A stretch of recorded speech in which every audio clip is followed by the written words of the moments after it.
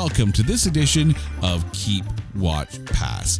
Now, I have said it on It's Not That Bad a number of times before that I like a challenge every now and then. I like to watch a movie that may or may not have any good redeeming qualities and, trying to find something.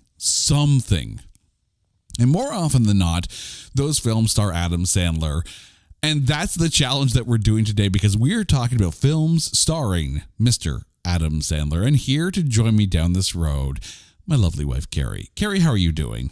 I'm doing great, but can I just say that 9 times out of 10, I'm choosing an Adam Sandler film to watch. So I'm sorry, but... They say in relationships that it's okay to have differing opinions on things. But I do love to challenge you. This is one of the biggest differing opinions of our entire marriage is how we see the films of Adam Sandler. You get geared up for it. I do not. So we already know how I feel about this. But how about you? When we decided, we're going to go through Adam Sandler films, I think I sounded like, all right, we'll do the Adam Sandler films. How excited were you? Absolutely. I mean, he was my pick. So I know. And why do you hate me so? Oh, well, So let me explain what we are about to do begrudgingly on my part. What doesn't kill you makes you stronger. I am going to be so strong by the end of this. You'll be like Superman. Mm-hmm. All right. We are about to go through the filmography of Adam Sandler and pick 3 movies, a keep, a watch, and a pass. The keep is one we hold in high regard. The watch is a film that, if it's on, we'll watch it. And the pass, like most of Adam Sandler's filmography for me, is one we would just hard pass on. Am I being too harsh on this? I feel like I'm being too harsh. I think so. And I will get the Snickers as we go through this.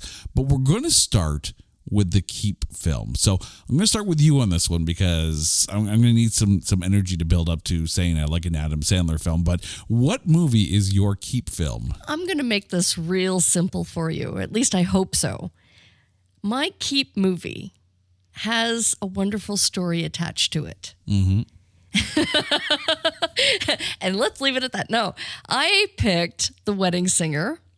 And little did I know, but this was a movie that I was watching on repeat. Like, just any given Sunday, I would watch The Wedding Singer because I absolutely love the chemistry between Adam Sandler and Drew Barrymore.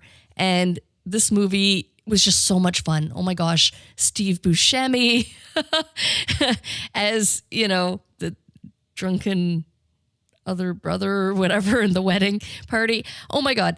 It is such a perfect movie. The appearance of Billy Idol at the end of the movie, like so much fun.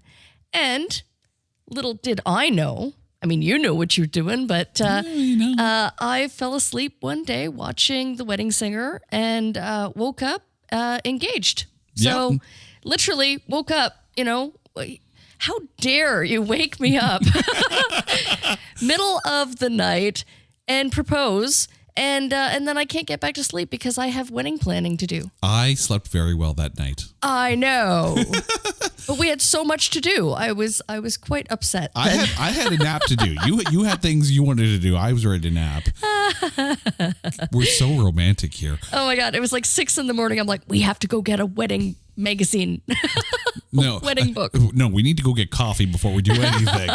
I will say that The Wedding Singer is my watch film. Okay, at least. All right. Okay. But here's the thing. The Wedding Singer played on everything that Adam Sandler can do very well. Like the 80s vibe to his character. Of course, anytime, the band plays a wedding, I have that image in my head of going, give me time. I love it. Yeah, we didn't play that song, but maybe one day we'll play that song. It is fun. It is a ton of fun, and it's well written, and it fits Adam Sandler and Drew Barrymore very, very well. Like, that is a very good film for him, and it's my watch. It's not my keep, though. I think you know what my keep is. Ooh, what you keeping? I have a Actually, no, I'm not even going to say guilty pleasure because I'll sing this movie's praises because it's stupid fun. And every now and then the stupid hits on all the right. And, yeah, you don't mess with the Zohan. You really don't mess with the Zohan. This film is so absurd and just so out there. And I freaking love the film. Like, it makes me laugh. It does, because Zohan is such an out there character. But I think more so, it's for like the appearances of Michael Mariah Buffer Carey. and Mariah Carey, right? And silky smooth. and Emmanuel Tricky, and I apologize if I messed up her name. She played opposite Adam Sandler very well in this as well. And oh my God, John Turturro. John Turturro as the Phantom. Oh my God. Just an out there performance by John Turturro. And every now and then you want silly fun. I like silly fun. And you don't mess with the Zohan. Admittedly is silly fun. Did I just say Zilly? I did say Zilly. Apparently when you talk about the Zohan, everything has to be Zilly. I like it. Right. Okay. What is your watch film? You know what? You just raved about it. I enjoy so much watching. I love the zoo. I love it. You know what? Again, I get such a kick out of that. You could watch it like 10 times and still get into laugh fits. Right. And it's just enjoyable. So You Don't Mess with the Zohan is a movie that I'll watch every time. Spend it. Now take it. and that's the thing. Like the sight gags, it's infinitely quotable. Like there's a lot of good quotes out of this that even to this day I still find myself like kind of chuckling about, and that doesn't normally happen from an Adam Sandler film for me. So well, and on the other side of the coin, there were so many movies that I could have listed, but I kept drawing back to that one. Yeah. I mean, I really like his entire filmography, so there's not a bad film. I'm not gonna lie. I am surprised that somehow Hubie Halloween didn't make your watch list. I mean, I like to watch it, but really, okay, I know I'm going to eat these words one day, but it's being recorded now. Between The Water Boy and Hubie Halloween is just that Hubie Halloween is the seasonal pick. It's Big Daddy or Billy Madison, all of these movies, I would, if it's on TV and, I've got nothing else going on, I am stopping what I'm doing and watching any of these movies, and I'm quite happy. It's funny. You mentioned some of those films, and I don't know if I'd stick around to watch it. I don't know if I'd classify them as passes, but I don't know if I'd classify them as watches either. Even Happy Madison? You mean Happy Gilmore? Oh, Happy Gilmore. Yeah, Happy Madison is Billy Madison and Happy Gilmore to combine is Happy Madison Productions. Okay. Exactly. So, all right. So you're not wrong, but you're not right. I love it all. All right. Well, now it's time to make your very wrong pick. What's your pass film? Well, so talked about, our engagement story and the importance of the wedding singer, and now full confession time. I believe it was our first date in the movie theater. We went to go see a certain movie called Punch Drunk Love.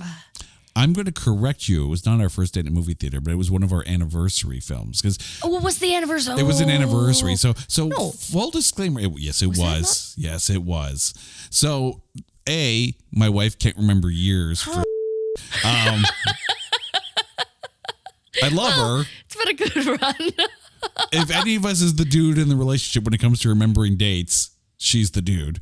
It was. It's the anniversary movie. It was an anniversary, yeah. So we had this tradition of, on our anniversary, like going to the movie theater and just watching a film, because we like to watch films, and then one of our first dates was going to the theaters and watching a movie, and I can't remember, it was either Fight Club or American Beauty, one of the two. American Beauty. Yeah, it was American Beauty. Yes. Thank you. Yeah. Okay. So there you go. Right.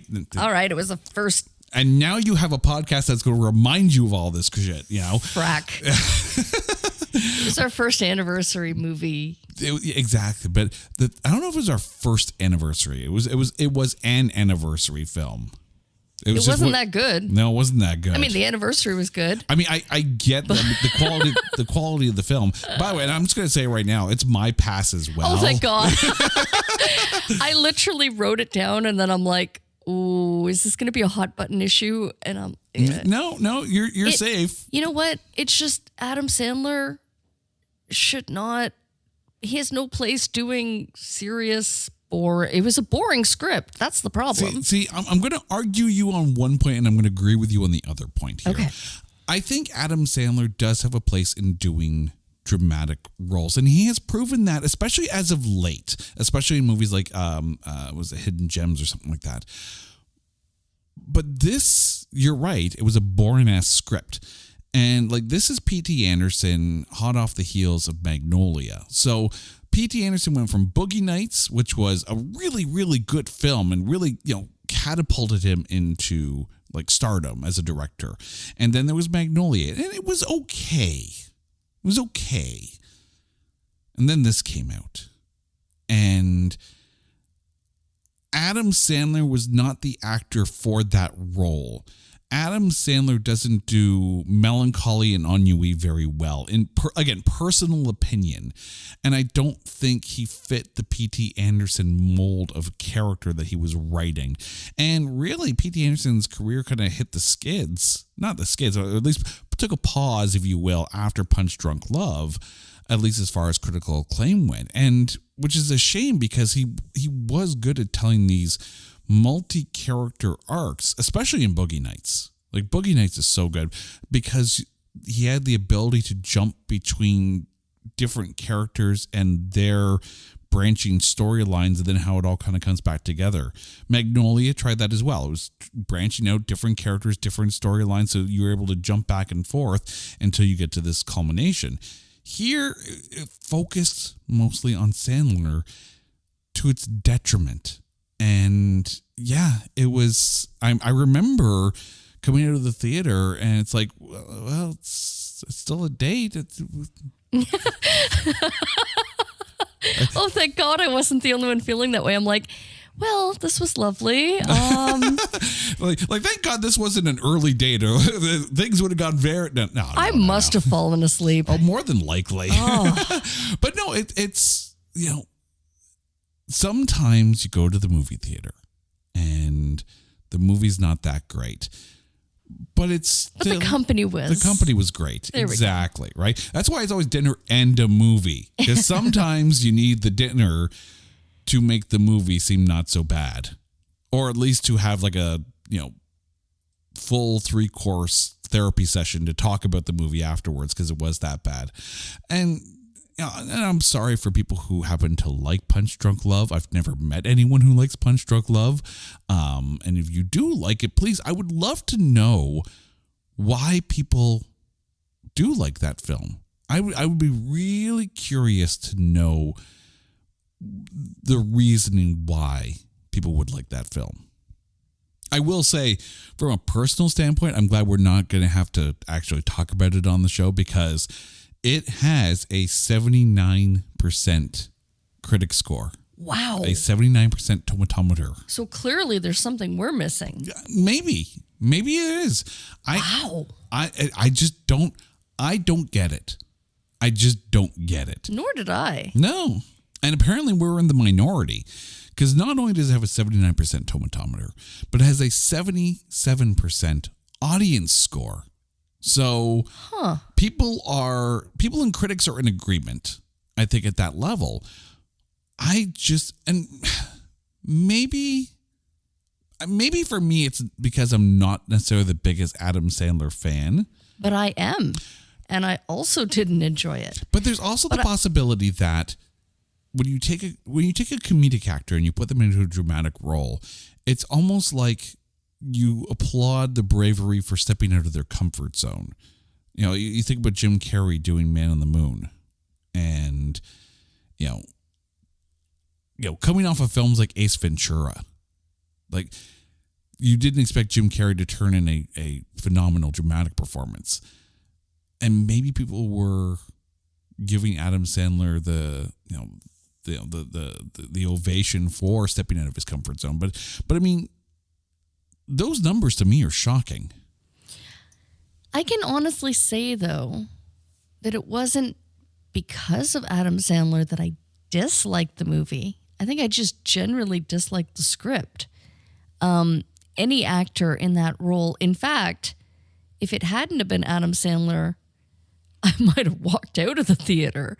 At least I think maybe I watched it through to the end, hoping for that turnaround, or not even comedically. But Adam Sandler just has such a charisma that he's so likable. Yet in this role, I felt nothing for his character. I can't remember his character's name, but there was none of that Sandler charisma. It was just flat, just all the way through. Yeah. Barry Egan, by the way, was his character's name. But the thing for me is that you can get behind his character in The Wedding Singer. You can get behind a character like the Zohan who, for all his abilities, has many faults in his ability to read people and read the room. You take a look at characters from like The Waterboy and Hubie Halloween. And these are lovable losers, and I understand that. And there's a reason why those characters are, not necessarily adored, but they're accepted and appreciated because people do like the lovable loser. And little Nicky, the son of Satan. Well, you like that film. The outcasted son of Satan. We've talked about that film. I know, but yeah. But I think that there's also the reason to why a movie like The Ridiculous Six got as panned as it did, because his character isn't necessarily a lovable loser in that. It's hard to connect to that character. You can feel for Little Nicky. You can feel for Billy Madison. You can feel for some of these characters. And the movie tried to make you feel when it came to Punch Drunk Love, but I'm not quite sure what it tried to make you feel. But Carrie, thank you for this, and thank you for helping me get through this movies of Adam Sandler, because you know that I was coming into this trepidatiously, but I think I did okay. I think I survived. But listeners, we want to know what movies you would have picked from the filmography of Adam Sandler. Hit us up on social media at Not That Badcast, or go to our website at notthatbadcast.com. And while you're there, make sure you check out all of our other shows. It's Not That Bad, There Can Only Be One, and the occasional Grading on a Curve episode. Until next time, she's Carrie, I'm Jay. You guys are awesome. This is Keep Watch Pass. Take care.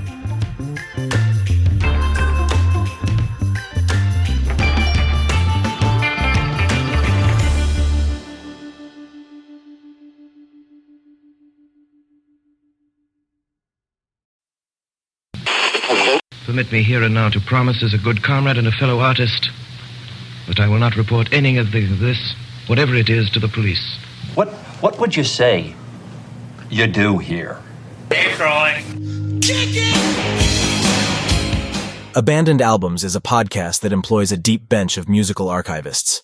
These determined individuals dig through the record crates of the world to find the lost music of artists. Using a patent-pending algorithm and spirited debate, we pick one album as an inroad to talk about and then reach out to the artists. We invite them into Thunderlove Studio. When we're lucky, they say yes. Abandoned Albums is a little like this. That was TNUC by Grand Funk Railroad.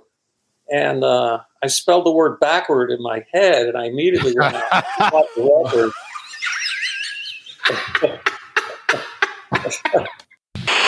They're like, do you know who we are? And we were like, I mean, kind of. Well, you're in blue. Of course we know you.